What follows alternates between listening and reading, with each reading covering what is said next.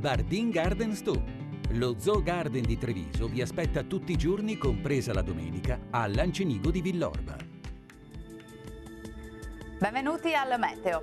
Dopo l'ondata di maltempo che nella giornata di venerdì ha flagellato il nord-est con danni anche ingenti, sabato tornerà ad essere più stabile. La situazione nel dettaglio.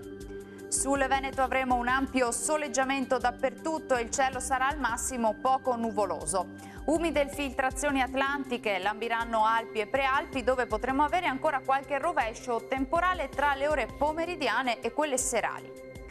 Temperature sostanzialmente stazionarie con minime tra 15 e 20 gradi, valori massimi compresi invece tra 28 e 31 gradi. Torna ad essere più stabile il tempo anche sul Friuli Venezia e Giulia, con tanto sole ovunque e con cielo sereno al massimo poco nuvoloso. Qualche addensamento solamente sui rilievi, ancora con isolati acquazzoni, specie durante il pomeriggio.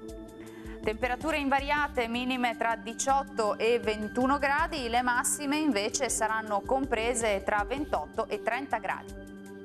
Raggiungiamo infine il Trentino Alto Adige, dove sarà soleggiato ovunque, ma anche in questo caso non si escludono dei rovesci a partire dal pomeriggio sulle Alpi di confine.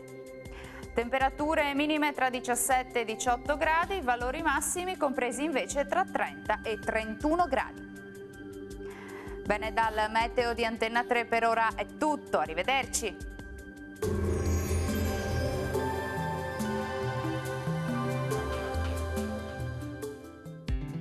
Bardin Garden Store.